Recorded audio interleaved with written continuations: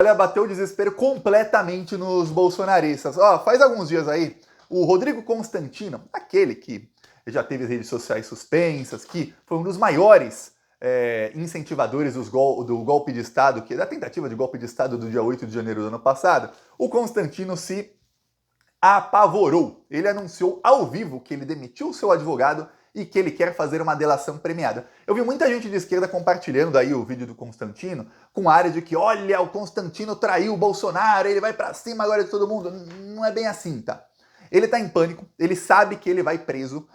O que o Constantino tem mais medo, que é o medo que começou a apavorar o Alan dos Santos. O Alan dos Santos também, ele tem um canal, não é no YouTube, mas é numa outra rede.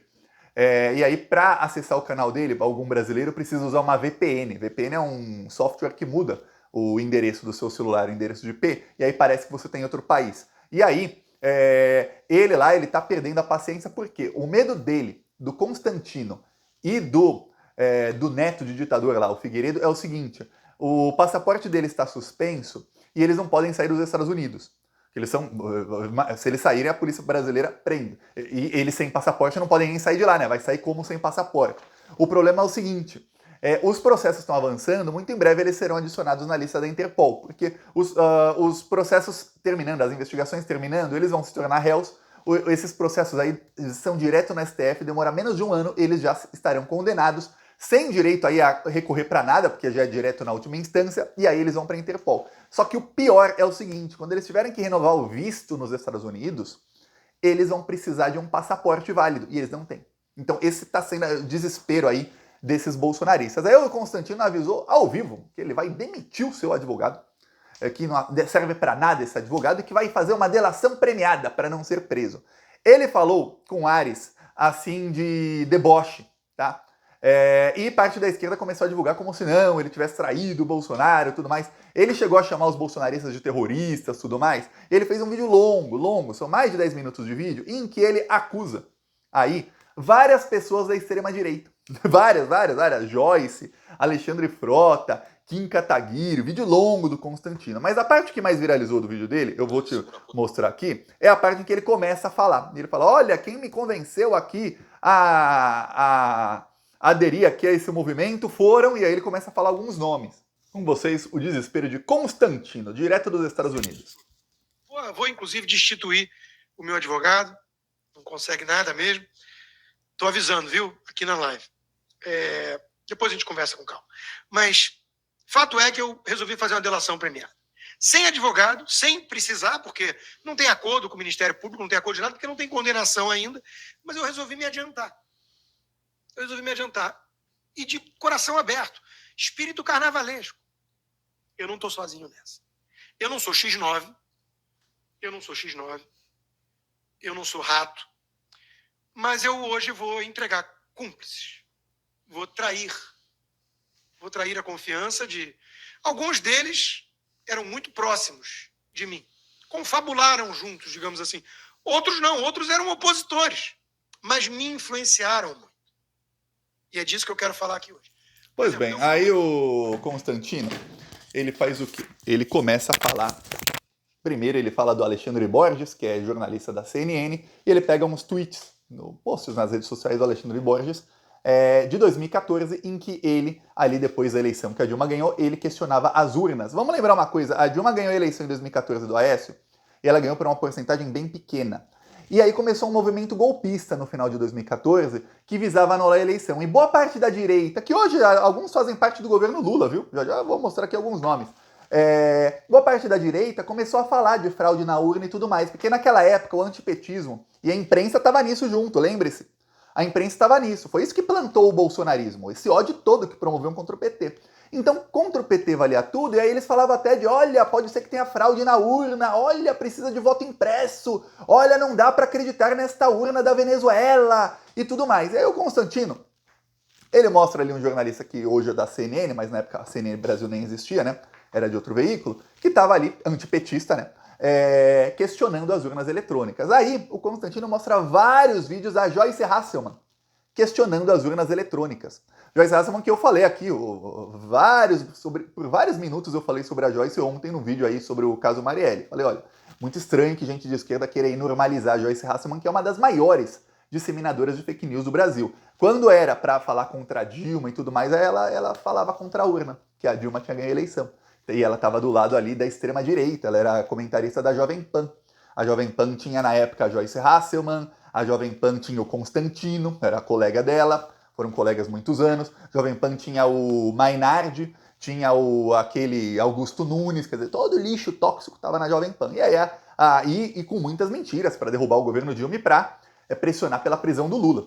Sequestro do Lula. O Lula foi sequestrado em Curitiba, não foi preso. Não tinha crime. Pois bem, aí o Constantino pega ali vídeos do Kim Kataguiri, em que o Kim Kataguiri fala ali que as urnas também, não dá para confiar nessas urnas, tudo mais. Aí ele pega vídeos do Alexandre Frota. Alexandre Frota é outro, que a esquerda passou a normalizar. Nossa, que normal, o Alexandre Frota. Era um dos maiores disseminadores de fake news do Brasil, era o Alexandre Frota. Assim, um nível baixíssimo de fake news, as que ele disseminava, principalmente entre 2016 até o começo de 2019. E aí ele tinha fake news também do Alexandre Frota contra as urnas.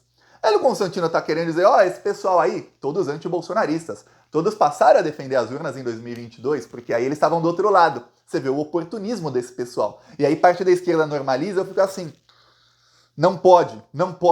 Desconfio de quem tenta normalizar esse pessoal, tá? É extrema-direita, é gente oportunista. Tava de um lado, aí, agora eu tô do outro, então agora eu vou defender isso. Alguns dizem, pode mudar de opinião. Quem tá no meio político não foi enganado, não. É oportunismo mesmo. Estavam do lado errado porque é aquilo que eles queriam. Pois bem, e aquilo que era melhor, talvez para os bolsos deles, ou para o bolso mesmo, porque deputado ganha um dinheirão, o Frota não tinha emprego, passou a ganhar um dinheirão. A Joyce tinha um empreguinho lá na Jovem Pan, depois passou a ganhar salário de deputada, todas as mordomias, etc. Então também o bolso deles, mas também o ego deles, ou as ambições que eles têm. Aí, então eles vão mudando ali de lado. Tá, então Constantino passou a atacar todas essas pessoas aí. No meio disso, para ter alguma credibilidade, ele colocou um vídeo do Gilmar Mendes e do Barroso brigando em 2017. O Gilmar Mendes fala que o Barroso ele tem áreas de psicopatia, o Barroso fala que o Gilmar Mendes ele é defensor de bandidos. E aí o Constantino fala, tá vendo? Então eu não confio no STF porque o senhor Barroso falou que o Gilmar Mendes é defensor de bandido, então eu não confio no Gilmar Mendes.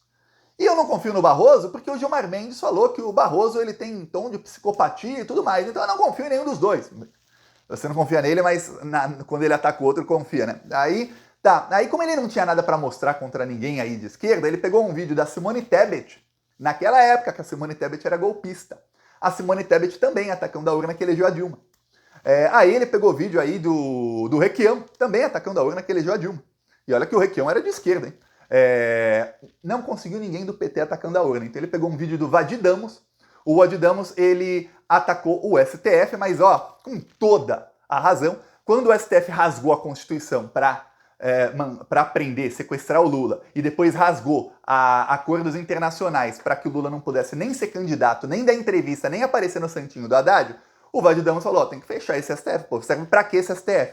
Lembremos, o STF é quem elegeu o Bolsonaro, a gente sabe muito bem disso. Depois comeram o pão que o diabo amassou aí nas mãos do Bolsonaro, né? E se arrependeram brutalmente. Você vê que hoje o Barroso e o Gilmar Mendes ficaram amigos. Nada como 4 aninhos aí de Bolsonaro para fazer os dois ficarem amigos. Pois bem, aí ele mostrou lá o vídeo e falou, tá vendo? Os radicais são esses são quem me influenciaram. Então esse é o tom de deboche do Constantino. Só que o fundo de verdade é o seguinte, ele está em pânico, porque ele vai ser preso muito em breve. E aí acabou pra ele. E ele sabe que, mesmo se ele quisesse fazer uma delação, chegou atrasado. A polícia já tem todas as provas.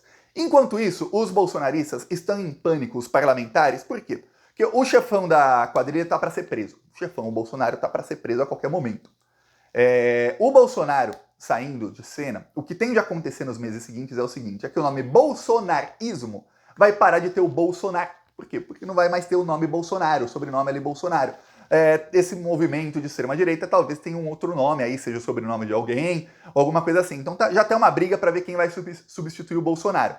Só que, no meio disso, a extrema-direita, como eles fizeram uma reunião de emergência faz algumas semanas, logo depois da busca e apreensão contra o Carlos Jordi. E aí eu vi nos grupos bolsonaristas algumas coisas. Cheguei a mostrar aqui em um vídeo, eu mostrei uma mensagem no grupo bolsonarista, que após ver um vídeo do Gustavo Geyer, eles entenderam o seguinte, porque o Geyer, o Nicolas principalmente, né, que tem maior alcance, eles passaram a falar isso nos seus stories. Que é o seguinte, olha, a gente precisa buscar meios de enfraquecer o governo Lula perante o Congresso Nacional, mesmo que não vá dar certo. é só enfraquecer o governo Lula. Qualquer coisinha que possa enfraquecer o Lula, ou fazer com que o governo Lula tenha que perder dinheiro, perder emendas para o Congresso Nacional, qualquer coisinha já ajuda na oposição. Que é o descobrir os bolsonaristas, são novos aí na política, descobriram a tática do quanto pior, melhor. Que é uma tática que foi muito utilizada pela oposição nos governos Lula e Dilma. Tentar ferrar o Brasil para quanto pior ficar o Brasil, melhor para a oposição tentar derrubar o governo do PT. Pois bem, e aí eles invocaram o Ciro Gomes. A extrema-direita está invocando aí os refugos à esquerda exatamente em busca de gente que legitime um discurso de que o próximo líder de extrema-direita seja alguém moderado. Por quê? Porque o Bolsonaro ele é radical demais, é isso que a imprensa diz.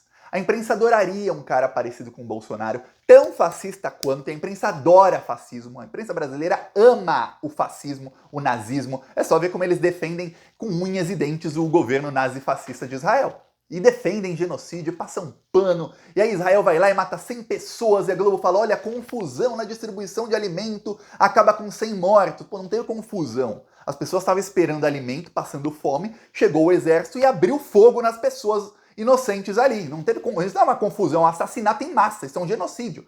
Pois bem, o que acontece? Essa imprensa que adora o nazismo tá só esperando chegar um novo nazista de estimação para bater forte no Lula. Sempre que eles podem, eles batem forte no Lula, mas para bater forte no Lula e começar a promover este novo nazi-fascista. Então, para falar, olha, somos mais moderados, todos querem mostrar que são mais moderados, eles passam a chamar os refugos à esquerda para falar, tá vendo? Nós conversamos com o outro lado. Então alguns se prezam a isso, viu? Alguns são tão lixos que se prezam a isso. Olha, o Aldo Rebelo, ele foi ontem no lançamento aí da pré-candidatura da Mayra. Lembra aquela doutora Mayra, que era a doutora cloroquina, que era a número 2 do Pazuello no Ministério da Saúde, que quando chegou uma nova variante da Covid, a variante Delta, ela resolveu, vamos mandar oxigênio para as pessoas? Não. Vamos mandar um aplicativo chamado Tratikov, que era um aplicativo ali, que você coloca ali, o médico ou o paciente coloca os sintomas e o aplicativo já dá a receita. E aí você podia colocar qualquer idade, qualquer pessoa, qualquer sintoma, a receita era sempre a mesma. Cloroquina, azitromicina, aquela porcaria toda lá. Podia colocar, bebê de 6 meses com dor de estômago, cloroquina. Mulher grávida de 8 meses que tá com dor de cabeça, cloroquina e azitromicina. Olha, homem sem comorbidades de 45 anos que está com gases, cloroquina e azitromicina aqui. Era esse o aplicativo dela. E aí morreu gente pra caramba. Aldo Rebelo tava lá. Aldo Rebelo que já flertou aí com a extrema-direita, já tá flertando já faz meses. Agora quem começou um flerte daqueles, bitoquinha, é o senhor Ciro Gomes. Ciro Gomes virou o novo ídolo da extrema-direita. O ídolo de Nicolas Ferreira, acho que na parede dele não tem mais foto do Bolsonaro, ele colocou uma foto de Ciro Gomes. Ciro Gomes foi numa entrevista, olha, eu vi alguns trechos. A entrevista inteira é longa, mas eu vi trechos. Em alguns trechos eu fico com vergonha alheia. Eu vou conversar uma coisa. Em 98, teve uma eleição para a presidência, e eu lembro que eu vi os debates. Eu tinha 10 anos de idade, eu já gostava de política. E eu via o discurso do Fernando Henrique, era uma mentira atrás da outra. Eu tinha 10 anos, eu já sabia que ele estava mentindo porque eu assistia jornal. E eu vi o Lula, eu gostava do que o Lula falava, mas eu me encantava mesmo, era com o discurso do Ciro, era um discurso bonito, falava bem, eu falava, caramba, esse cara ele fala muito bonito. Acredito que não conseguiria, fazer o que ele quer, porque o Brasil era criança, né, não entendia as coisas, mas sabia que alguém com um discurso bom não conseguiria cumprir. Mas fala bonito e tudo mais e tal. Ok. Passados os anos, sempre via o Ciro falar muito bem, só que isso não existe mais. Não fala bem. Eu percebi isso nos debates de 2022. Ele começa a se enrolar, ele faz um parênteses, vai e esquece do que tá falando. Aí perguntam A, ele fala de B, C, D, E. Antigamente, o próprio Constantino tem um embate dele com o Ciro Gomes, que o Ciro Gomes janta ele com farofa e tudo. Agora não, tá parecendo um destrambelhado. Aí o Ciro Gomes resolveu fazer acusações com o governo Lula. Falou que o governo Lula tem um escândalo de corrupção que é pior que Mensalão e Petrolão juntos. As aspas aí do Ciro Gomes. Ciro Gomes foi compartilhado o vídeo dele pela Carla Zambelli, pela Júlia Mamata, pelo Gustavo Guerreiro, pelo Nicolas Ferreira, por todos os parlamentares bolsonaristas. Sabe quem tá odiando isso aí? Bolsonaro. Bolsonaro está odiando o fato de que o Ciro Gomes, que lembre-se, ele é daquela esquerda, duvido, ele é autoritário, como o próprio Bolsonaro, ele é daquela esquerda, abre aspas, sem papas na língua. Bolsonaro está apavorado que esse pessoal aí pode falar, se você mudar umas coisinhas aí, a gente aceita até você, Ciro, venha. Aceitamos Aldo Rebelo, que é comunista. O Ciro, então, meu Deus do céu, o Ciro fez um trabalho excelente pro Bolsonaro em 2022. Quem levou a eleição pro segundo turno? Pro Bolsonaro tentar dar golpe? O Ciro. Quem atacou o Lula do começo ao fim do primeiro turno e no segundo turno, sempre que falou alguma coisa, era para atacar o Lula também? O Ciro. Quem fez a linha alternativa do Bolsonaro nos debates e na campanha para tentar tirar o voto do Lula? O Ciro. Aí o Ciro Gomes vai lá e fala que o Lula fez uma coisa no final do ano passado que foi, ele quitou uma dívida que o Bolsonaro deixou, que são os precatórios. Os precatórios, o Bolsonaro deixou ali um calote que até 2026 ia chegar a mais de 400 bilhões de reais. Ia passar em 2028 dos 600 bilhões de reais de prejuízo aos cofres públicos. Então o Lula quitou tudo para não fazer esse montante, estava em 91 bilhões, para não fazer crescer. Já esse ano já é para 149, então 91 já ia ser 149 bilhões. Quer dizer, já 58 bilhões a mais ia custar. Aí, essa brincadeirinha do Bolsonaro aí que usou o dinheiro para comprar voto na eleição. Aí no ano que vem já é para mais de 200. Um gerão. Aí o Ciro Gomes falou que o Lula, quando quitou, ele vendeu para o banco os precatórios e vendeu com deságio, que é um escândalo enorme. Aí o Ciro Gomes usa os termos mensalão e petrolão. O mensalão, que foi provado que nunca existiu, era um escândalo que nem envolvia dinheiro público, era dinheiro da Visa e nunca existiu a tal compra de votos. E o petrolão. O Lula foi sequestrado pelo Sérgio Moro em 2 processos que não tinham nada a ver com Petrobras. Mas o Ciro Gomes reaviva aquilo porque está no imaginário do bolsonarista e do antipetista. Petrolão, mensalão. E aí o que acontece? O Ciro Gomes acusa o Lula de um crime enorme, só que não tem crime. O Bolsonaro ia dar um prejuízo de 400 bilhões. Ah, mas o Lula vendeu os precatórios com algum prejuízo. Se teve algum prejuízo na venda do governo Lula, foi muito menor do que 400 bilhões. Mas o Ciro Gomes faz o quê? A linha do bolsonarismo. E aí todos os bolsonaristas, olha, com a audiência enorme. Um story do Nicolas Ferreira é visto por mais de 1 milhão de pessoas, tá? Mais de 1 milhão. Às vezes eu vejo gente do governo Lula feliz que o Lula fez um TikTok que deu 5 milhões de visualizações. O Nicolas Ferreira, 5 milhões, ele faz no café da manhã, tá? Faz um Reels assim, uma fotinho dele, dá 5 milhões. Um Story, que é onde tem menor audiência no Instagram, ele consegue mais de 1 milhão. Então veja. E aí o que acontece? Começaram aí a exaltar Ciro Gomes. Nicolas Ferreira já acionou a PGR contra o Lula e já está articulando uma CPI contra o Lula, CPI do Ciro Gomes, articulada por Nicolas Ferreira. É neste ponto em que chegamos em 2024. Quem acompanha o Plantão Brasil aqui há muito tempo, pelo menos desde 2022, você vai falar, caramba, Thiago, você avisou. E eu digo, eu avisei. Ciro Gomes é esse lixão aí mesmo, viu? Agora fazendo a linha alternativa do bolsonarismo. Se daqui a uns meses o Ciro Gomes se juntar 100% com o bolsonarismo, não se surpreenda. Só lembra, pô, o Thiago avisou. O Thiago avisou lá em 2022. Vai acontecer, viu? Vai acontecer. Ele vai se juntar cada vez mais. Primeiro vai falar que não sei o quê, mas é na política. As coisas na política não são assim, tá. Não. É pouquinho, pouquinho. Tem o flerte, tem a piscadinha, tem o aceno, tem o beijinho de longe, tem assim, vem cá, e aí depois tem. É isso. Estão flertando aí Ciro Gomes e todos os bolsonaristas que já estão à procura de um novo. Não digo que o novo Bolsonaro será Ciro Gomes. Não, de jeito nenhum. Eles vão querer alguém de extrema direita raiz.